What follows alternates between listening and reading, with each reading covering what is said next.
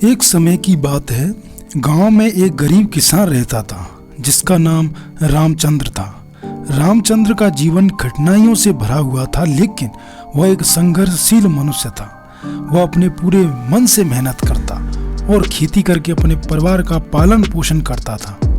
रामचंद्र का अंधविश्वास भी काफी मजबूत था।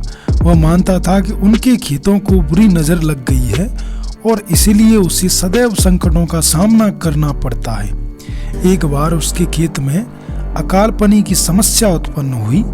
उसके खेत में पानी की कमी हो गई और उसकी फसलें मरने लगी। रामचंद्र ने जितनी मेहनत की, वो अपने फसलों को बचाने के लिए जादू टोना औषधि ढूंढने लगा। उसके देसी और विदेशी तरीके से बहुत सारे उपाय सोचे, उन्हें अपनाया, लेकिन कुछ भी असर नहीं हुआ। रामचंद्र निराश हो गया और उसका मनोबल गिर गया। एक दिन गांव में एक बौद्ध महात्मा आया। उसका नाम महात्मा बौद्ध था। रामचंद्र ने अपनी समस्या का विवरण दिया और अपनी दुख भरी कहानी सुनाई। गौतम बुद्ध ने रामचंद्र को बुद्ध धर्म के मूल सिद्धांतों के बारे में बताया। गौतम महात्मा ने बताया कि रामचंद्र, तुम अपनी दुख भरी कहानी में उलझे हुए हो, लेकिन यदि तुम मन से स्थिर रहो और अपने कर्म में विश्वास रखो तो तुम किसी भी समस्या का सामना कर सकते हो।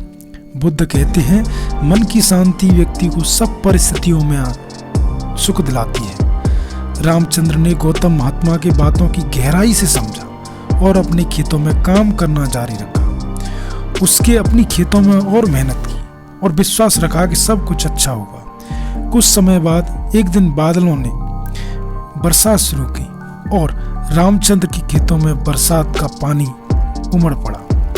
उसकी फसलें सुरक्षित रहीं और खेत की उबली मिट्टी भी सही हो गई। रामचंद्र का आनंद देखकर उसके अंधविश्वास टूट गया और उसने अपने जीवन के अन्य क्षेत्रों में भी संघर्ष करना शुरू किया। धीरे धीरे रामचंद्र की मेहनत और विश्वास उसे सफलता की ओर ले गई। वह नए तरीकों का अनुसरण, खेती से नवीनता लाने लगा और अपने जीवन को समृद्ध बनाने लगा। इस कहानी से हमें यह सीख मिलती है कि मनुष्य स्थितियों के बीच संघर्ष और परिश्रम करने का महत्व अपार होता है। बुद्ध के ज्ञान के अनुसार मन को शांत और स्थिर रखकर हम सभी चुनौतियों का सामना कर सकते हैं और अपने जीवन को समृद्ध तथा खुशहाल बना सकते हैं। इस प्रकार की और भी मोटिवेशन कहानी के लिए आप हमारे चैनल को सब्सक्राइब करें।